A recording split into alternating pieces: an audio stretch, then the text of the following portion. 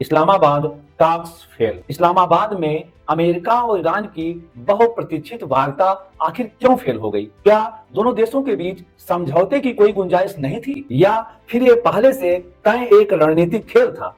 आइए समझते हैं इस पूरी इनसाइड स्टोरी को, जो दुनिया की राजनीति को हिला सकती है। इस हाई लेवल मीटिंग में अमेरिका का नेतृत्व अमेरिकी उपराष्ट्रपति जेडी वेंस, विशेष दूत स्टीव विटकॉफ और ईरान का नेतृत्व ईरानी संसद के स्पीकर मोहम्मद बाघेर गलीवाक, विदेश मंत्री अब्बास बागची ने किया। 21 घंटे की मैराथन वार्ता अंततः बेनतीजा समाप्त हो गई और अंत में अमेरिकी उपराष्ट्रपति जेडी वेंस ने ईरान पर आरोप लगाया। ईरान ने किसी भी शर्त को मानने से इनकार कर दिया, जो बेहद दुर्भाग्यपूर्ण था। जबकि ईरान ने अमेरिका पर आरोप लगाया। अमेरिका वार्ता मेज पर वो जीत हासिल करना चाहता है जो वह जंग के मैदान में नहीं कर सका। आइए सबसे पहले बात करते हैं अमेरिका के मांगों की। अमेरिका ने ईरान के सामने सबसे बड़ी शर्त रखी, ईरान अपने न्यूक्लियर प्रोग्राम को पूरी तरह सीमित करे। अमेरिका चाहता था कि ईरान यूरेनियम को हथियार बनाने लायक स्तर तक इनरिचमेंट करना तुरंत बंद कर दे और इंटरनेशनल एजेंसियों को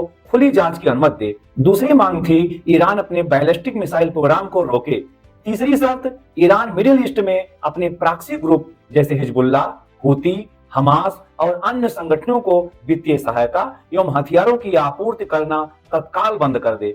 और सबसे अहम, अमेरिका चाहता था कि ईरान स्टेट ऑफ हॉर्मुज से अपना नियंत्रण हटा ले, जिससे अंतरराष्ट्रीय जहाजों का आना जाना सुनिश्चित हो सके। अब बात करते हैं ईरान के मांगों की। ईरान की सबसे पहली और सबसे बड़ी मांग थी अमेरिका द्वारा लगाए गए सभी आर्थिक प्रतिबंध तुरंत हटाए जाएं। ईरान का कहना था जब तक अमेरिकी प्रतिबंध हटेंगे नहीं तब तक कोई भी समझौता बेकार है। दूसरी मांग, ईरान न्यूक्लियर आदि किसी भी डील के लिए अमेरिका से लीगल गारंटी चाहता है, अर्थात अमेरिकी संसद से मंजूरी, क्योंकि उसे अमेरिकी सरकार में कोई भरोसा नहीं रह गया है।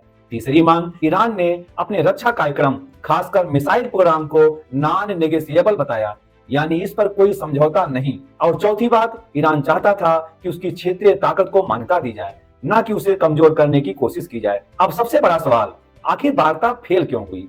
असल में दोनों देशों की रेड लाइन टकरा गई। अमेरिका चाहता था ईरान पहले अपने प्रोग्राम को रोके, जबकि ईरान चाहता था कि अमेरिका पहले प्रतिबंध हटा दे, यानी पहले आप की स्थिति बन गई। दूसरा बड़ा कारण, भरोसे की कमी। अमेरिका और ईरान के बीच पिछले कई सालों से अविश्वास इतना गहरा हो गया था कि कोई पक्ष पहले कदम उठाने को तैयार नहीं था। तीसरा कारण, क्षेत्रीय राजनीति। मिडिल ईस्ट में ताकत की लड़ाई में ईरान अपनी पकड़ छोड़ना नहीं चाहता और अमेरिका इसे कमजोर करना चाहता है। यही टकराव इस वार्ता की सबसे बड़ी दीवार बन गई। अंदर खाने की बात करें तो दोनों देशों ने इस वार्ता को एक डिप्लोमेटिक शो की तरह इस्तेमाल किया, ताकि दुनिया को दिखाया जा सके कि वे बातचीत के लिए तैयार हैं। लेकिन असल में कोई झुकने को तैयार नहीं था और यही वजह बनी इस्लामाबाद वार्ता फेल होने की।